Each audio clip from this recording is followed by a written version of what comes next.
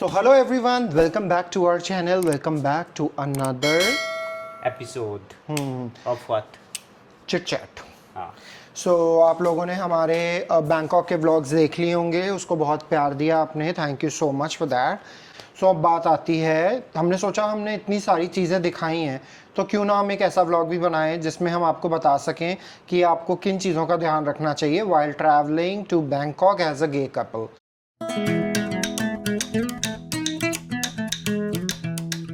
First of all मैं आपको ये चीज़ बताना चाहता हूँ कि Bangkok is the safest place for a gay couple. और सब बहुत वेलकमिंग हैं, सब बहुत तमीज़दार लोग हैं. हमारा बहुत ज़्यादा अच्छा एक्सपीरियंस रहा है. सबसे अच्छी चीज़, हम प्राइड के टाइम पे गए थे जो कि वहाँ का आई थिंक बैंकॉक का बेस्ट टाइम माना जाता है. वेदर नहीं बोलूँगा was friendly but rest everything was so good. तो हम लोगों ने एक्चुअली टिकट्स बहुत पहले कर ली थी, राइट?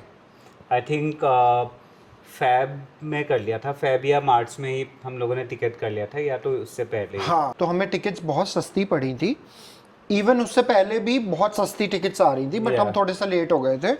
तो हमें टिकट्स पड़ी थी दोनों की मिलाकर 46,000 टोटल. दोनों की 46,000 round trip non stop flights.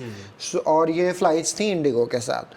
तो ये थी फ्लाइट्स की बात. तो आपको भी अगर ट्रैवल करना है, आप प्लान कर रहे हो, तो आप एटलीस्ट, हम आपको सजेस्ट करेंगे कि 2 या 3 महीने पहले आप टिकट्स अपनी बुक कर लें. तो सेकंड आ जाते हैं हम. अब बहुत लोगों को हमारी तरह कंफ्यूजन होती है कि हम रुके कहाँ, है ना? सो होटल का हम भी कंफ्यूज थे उस बात को बहुत लेके. कंफ्यूज थे. हाँ, कि कहाँ रुकना है, क्योंकि सब लोग अलग अलग चीज़ें बोलते हैं. तो हमने स्टे किया था, एक एरिया है जिसका नाम है सिलोम, SILOM. एंड एक्चुअली मेरा एक फ्रेंड रहता है बैंकॉक पे, तो मैंने पूछा कि हम लोग सिलोम में रुक रहे हैं, वो एरिया कैसा है. तो उसने बोला था it's like the heart of the city.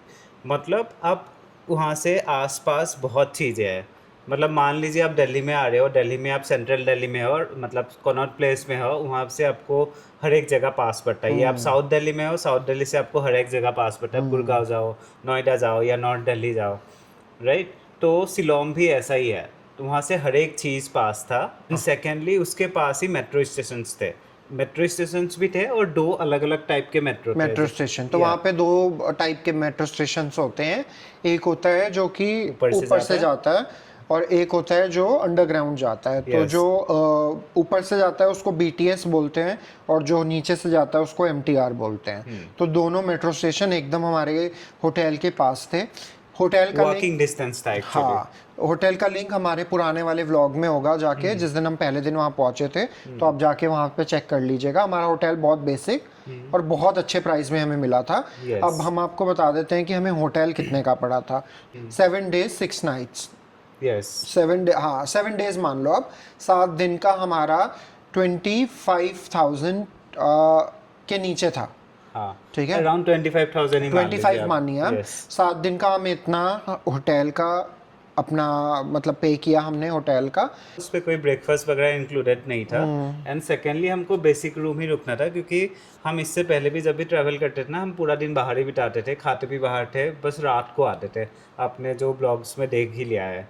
तो इसीलिए मैंने बोला कि बेसिक रूम लेते हैं, बस बेड से ही हमको बस आके हमको सोना है. हाँ, सबसे अच्छी चीज़ हमारी LGBTQ कम्युनिटी के लिए वो इतना ज़्यादा अच्छा और कन्वीनियंट जगह है, क्योंकि उसके आसपास बहुत ज़्यादा गे क्लब्स हैं और आसपास बहुत सारे मॉल्स भी हैं. तो सब कुछ बहुत पास है. खाने के लिए तो अनलिमिटेड. और एक वहाँ पे मार्केट लगती है, नाइट मार्केट, वो भी हमारे लास्ट व्लॉग में है. वो भी हमारे वहाँ से वॉकिंग डिस्टेंस में था. सो आप उसको कंसिडर कर सकते हो. अब आते हैं हम लोग कि हम लोग कहाँ कहाँ गए बैंकॉक में. सो हमारा मेन मोटिव था, हमें बैंकॉक में ही रहना था और बैंकॉक ही घूमना था. तो हम पटाया नहीं गए, कराबी नहीं गए, फुकेत हम ऑलरेडी जा चुके थे. तो इसीलिए हमारा मेन फोकस था बैंकॉक ही जाना. और हमारे एक्सपीरियंस के हिसाब से जितने दिन आप रहना चाहते हो उतने दिन आप रहो, बट हमने जितना हिसाब लगाया 5 days is enough for Bangkok. 5 full days. तो अब हम आते हैं कि आप वहाँ पे क्या क्या कर सकते हो। तो जैसे कि हमने आपको बताया कि हम आप क्लब में गए थे, एक स्ट्रेंजर क्लब था जो कि हमें किसी ने रेकमेंड किया था इंस्टाग्राम पे। तो बहुत अच्छा था वो, नो डाउट, और हम वो सजेस्ट करेंगे कि आप जा सकते हो वहाँ पे। वहाँ पे so it's a house of drags, उसका जो टैग लाइन है, क्योंकि वहाँ पे ड्रैग शोज होते हैं, बहुत अच्छे ड्रैग शोज होते हैं, आपने हमारे व्लॉग में भी देखे होंगे। So it was so good. खाना भी बहुत अच्छा है, जहाँ हम रुके थे उसके आसपास बहुत ज़्यादा खाना है, मतलब मोस्टली हम लोग वॉक करके ही गए थे, वॉक करके गए थे हर जगह। अब आई बात कि आप वहाँ पे जाओगे तो ऑब्वियसली शॉपिंग भी करोगे, क्योंकि Bangkok is a hub of shopping. Shopping के लिए हम आपको चीज़ें बता देते हैं। चाटू चाट मार्केट, उसका एक दिन लेके जाना है। एक दिन आप पूरा रखिएगा। वो इतनी बड़ी मार्केट है, जैसे बोलते हैं ना कि सुई से लेकर मतलब सब कुछ मिलता है आपको वहाँ पे, तो आपको सब कुछ मिलेगा। तो वहाँ पे ही आपको थ्रिफ्ट शॉप्स भी मिलेंगी, आपको ज्वेलरी शॉप्स भी मिलेंगी, मतलब एवरीथिंग जो आप सोच सकते हो वो आपको मिलेगा। इवन वहाँ पेट की बहुत बड़ी मार्केट है, खाना भी बहुत, खाना की एक अलग सेक्शन है, तो बहुत अच्छा है। और अगर आप चाटू चाट जाओगे ही तो आप रोड क्रॉस कीजिएगा, वहाँ पे एक विंटेज मॉल है, अगेन हमारे व्लॉग में है वो, आप वहाँ पे भी जा सकते हो। वहाँ पे मोस्टली सारी चीज़ें विंटेज आपको मिलेंगी। जैसे कि हमने बताया, अब मैं आपकी हेल्प कर देता हूँ कि आप पहले दिन जाओ तो आप क्या करो। अगर तो आपकी मॉर्निंग फ्लाइट है, आप कैसे ना कैसे करके वहाँ पे 4-5 बजे तक ही पहुँचोगे, क्योंकि ट्रैफिक होता है। तो आप जब फर्स्ट डे गए, आप रिलैक्स करो, आप आसपास घूमो, कुछ मत ज़्यादा हैवी करो। पास में मॉल भी हैं उसके, तो आप मॉल चले जाओ और खाना खाओ, रात को एक्सप्लोर करो। आप पहले दिन वो करो। दूसरे दिन आप एग्जैक्टली चाटू चाट जाओ, और हम आपको बता देंगे चाटू चाट सिर्फ वीकेंड मार्केट है, ठीक है, वीकेंड में वो ही खुलती है वो। और वीकेंड तो आप इस हिसाब से जाइए कि सैटरडे संडे बीच में पड़े, तो आप सैटरडे को जा रहे हो तो सैटरडे को अगर आप पहुँचे, आराम करो, संडे को आप उस मार्केट में जाओ, पूरा दिन उस मार्केट में स्पेंड करो, क्योंकि वो बहुत बड़ी मार्केट है। अपनी शॉपिंग वगैरह वहाँ पे करो, घर आओ, आराम करो, ठीक है, रात को आराम करो, क्योंकि शाम हो जाएगी आते आते, आराम करो। उसके बाद में फिर आप थर्ड डे जाओ द एंशिएंट सिटी। मतलब आप अगर वहाँ जाओगे, आपको क्या लगेगा, आप बता दो। मतलब हमने जो वीडियो बनाया है, लिटरली उसने कुछ उस जगह का जस्टिफाई जस्टिस नहीं किया है, क्योंकि वो जगह इतना अच्छा है। मतलब आप जैसे देखोगे आपको लगेगा कि आप कहाँ आ गए हो, आपको लगेगा कि ये क्या है, मतलब इसको कैसे बनाया हुआ था। हाँ, एंड सेकेंडली इतने अच्छे से मेंटेन किया है, रोज इतने साफ है, कुछ भी गंदगी नहीं है, कुछ भी नहीं है, और लोग आराम से बस घूम रहे हैं, और भीड़ भड़का भी नहीं था। हाँ, बिल्कुल खाली सा था, जितना लोग होना चाहिए उतना लोग ही था, और बहुत बड़ा जगह है। तो उसके लिए भी आपको ऑलमोस्ट एक डे चाहिए। मतलब आप मान लीजिए वहाँ घूमने के लिए 2 घंटा तो लग ही जाएगा, 1.5-2 घंटा लग जाएगा। शिलोंग से वहाँ पहुँचने के लिए 1-1.5 घंटा लग जाएगा, तो पूरा दिन आपका वापस निकल आने जाएगा। के लिए भी 1-1.5 घंटा लग जाएगा। मतलब आप मान लीजिए गुड 6-7 आवर्स आपको चाहिए उसके लिए। हाँ, तो थर्ड डे आप ये कर सकते हो। फिर वही शाम को आके आप अपना आराम करो। फिर अगर आपको और शॉपिंग करनी है, फोर्थ डे आप जा सकते हो MKT मॉल, वो भी बहुत बड़ा मॉल है, and it is a shopping mall, जहाँ पे थ्रिफ्टेड से लेके ब्रांड्स भी हैं, सब कुछ मिलेगा आपको वहाँ पे, एंड रिजनेबल प्राइस में मिलता है। और सबसे अच्छी चीज़ वो एक AC मार्केट है, मतलब मॉल है तो ऑब्वियसली वो एक AC है, तो AC में आप घूम सकते हो, आपको ज़्यादा गर्मी भी नहीं लगेगी। अब आ गए आप फिफ्थ डे पे। फोर्थ डे में आप अगेन शॉपिंग करो, एक्सप्लोर करो। अगर किसी को अच्छा लगता है तो आप वाटर पार्क जाओ, वहाँ पे बहुत अच्छे वाटर पार्क्स हैं, उसके लिए आप कभी भी टाइम निकाल सकते हो। बट अगेन वो शिलोंग से I think almost half an hour 45 minutes दूर था। और एक और मैं आपको चीज़ बताऊंगा कि please try to use Klook, KLOOK। वो वेबसाइट से आप अपनी डिटेल्स बुक कर, मतलब अगर आप एंशिएंट सिटी जा रहे हो, एक दिन पहले आप बुक कर लो, आपको टिकट बहुत सस्ती मिलेगी। वाटर पार्क जाना है, एक दिन पहले बुक कर लो, आपको बहुत सस्ती मिलेगी। तो आपको फोर्थ डे आप अपना ऐसे एक्सप्लोर करो, ठीक है। फिफ्थ डे आप वहाँ के मॉल्स देखो, क्योंकि वहाँ के मॉल्स बहुत बड़े हैं, और बहुत अच्छे मॉल्स हैं आपके। तो आप मॉल में जाकर खाना पीना खाओ, मतलब अपना मॉल का दिन रखो, और 6th डे तो आपको वापस ही आ जाना है। तो अगर आपके पास एक और एक्स्ट्रा डे है तो आप जा सकते हो वहाँ का जो ओरिजिनल एंशिएंट सिटी जिसको बोलते हैं, जो हिस्टोरिकल इम्पोर्टेंस है उस जगह का, उसका नाम है आई एम रियली सॉरी अगर मैं एक्चुअली प्रोनाउंस नहीं कर पा रहा हूँ। अठुया या अयुठा, मैं लिख के दे रहा हूँ उसका नाम। तो ये एक ओरिजिनल जो उनका हिस्टोरिकल सिटी है, वहाँ पे पुराने आपको पुराने बिल्डिंग्स वगैरह मिलेंगे, मतलब मोस्टली रूइंस वगैरह मिलेंगे।